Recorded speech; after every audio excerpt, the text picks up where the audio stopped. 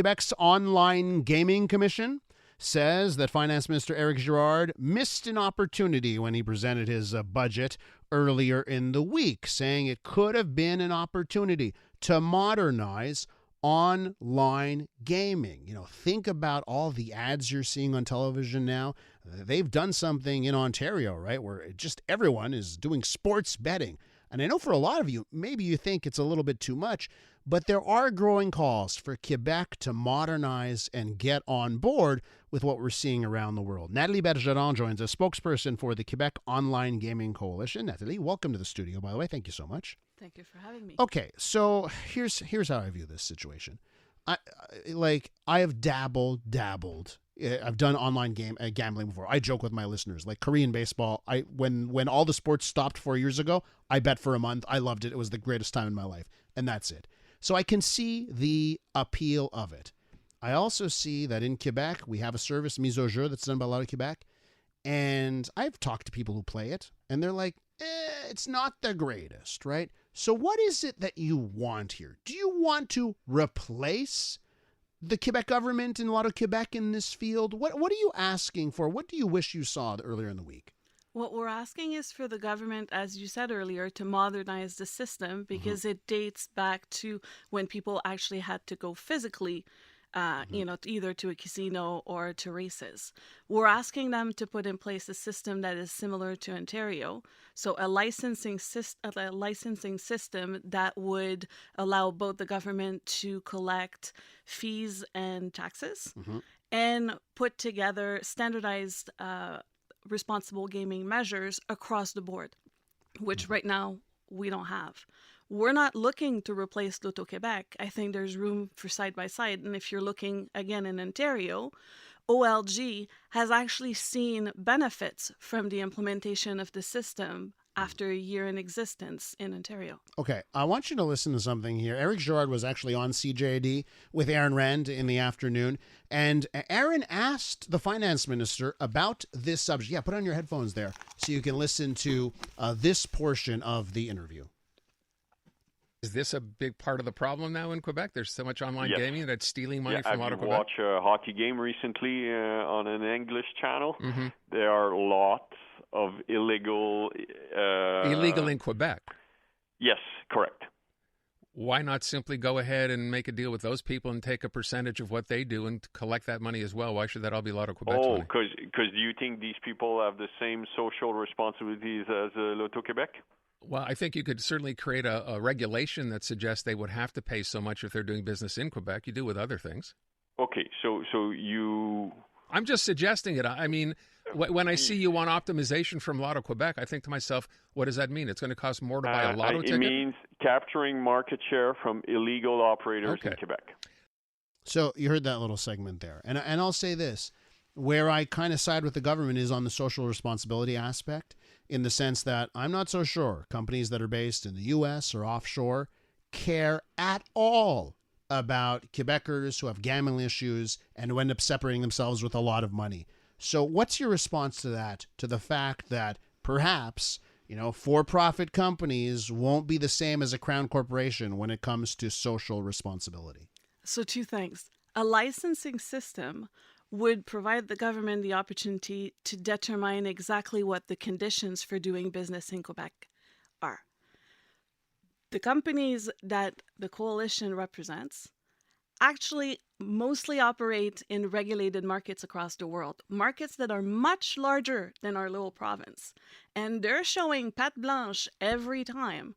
They're paying the licensing fees, they're paying the tax on the revenues, they're also contributing to responsible gaming across the board. What I'm hearing from the minister is that he's not listening to what we've been talking, and he's actually not looked at what Ontario has been doing.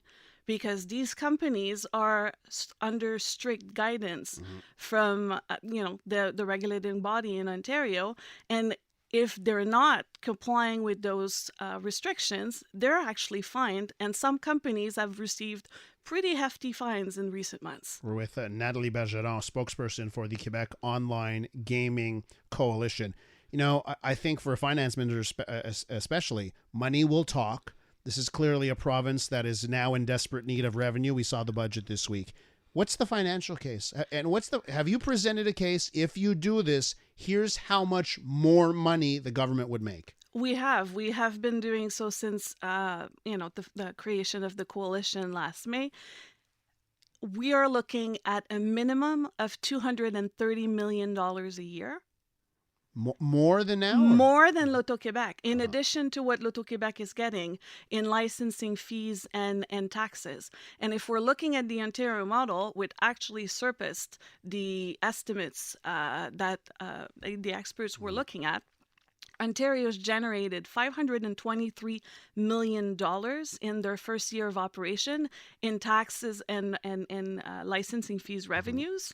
And in addition to that, they contributed to $1.6 billion to the Ontarian GDP. So, counterpoint.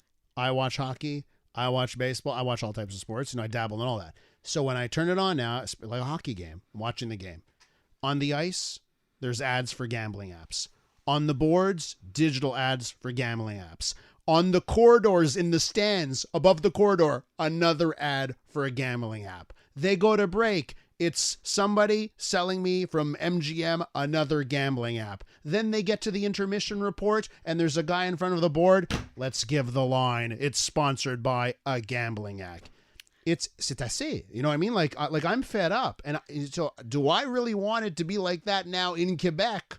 On the Quebecois broadcast as well. Let me take off my hat of spokesperson and put on my hat of Habs fan and hockey fan. There's too much. But that's why the government has the opportunity to decide what's acceptable in terms of quantity and what kind of advertising is acceptable to us, and listen to the experts, not unilaterally make decisions based on their own feelings, but looking at what the experts are saying. So why haven't we seen this? Like Ontario's had it. Why haven't we seen that? I still turn on TSN, Sportsnet. It's still the same thing. You see it all over. Ontario has regulated. They've made their own rules. Recently, they've actually made some changes to their own rules because they saw there were concerns about advertising that was using either celebrities or spokespeople that were appealing to minors, and they've changed the rules. What is interesting about a licensing system like we're proposing is that it is adaptable, it's flexible. The government can continue to adapt it as we go, as preferences or habits are changing, or as experts are raising alarm for situations that are not working. What do you say to someone that says, listen, gambling is terrible. I know so many people that have lost marriages and money and yada, yada, yada because of gambling. Gambling is terrible. We should not do anything to make gambling easier. What do you say to them? Well, right now, we're looking at 20% of the population. Like, there's a huge increase in, partaking in online gaming activities. We can't ignore it any longer. What we need to do is make sure that these people have access to the safest measures to responsible gaming, the auto exclusions, methods and everything. We need to make sure that that's across the board, so those who are most vulnerable have access to that. Do you have any stats on Quebecers and where they're gambling right now? Like, do you have proof that Quebecers are just gambling in in illegal places? So I would rather call them non-regulated. Thank you. Because that's the reality. It's a gray market. Yeah. Like, I'm not going to call it anything else. Yeah. In December, we released a very important survey that showed that 3 out of 4 Quebecers are playing on private platforms instead of L'Auto-Québec. And that survey was conducted over 1,100 Quebecers, and they're all players. We didn't go just to the general population. We went to players. We of the targeted players, people who play online.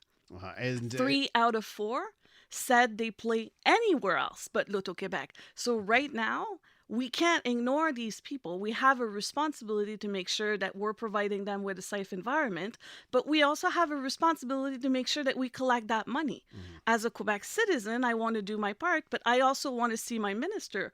You're doing the full court presser in studio here. Does that say the Quebec government just doesn't want to play ball? They're saying no ifs, ands, or buts? This is why you've got to do sort of a PR campaign? I think the government is looking at the data from L'Auto-Québec, which is not necessarily a reflection of the reality in the market.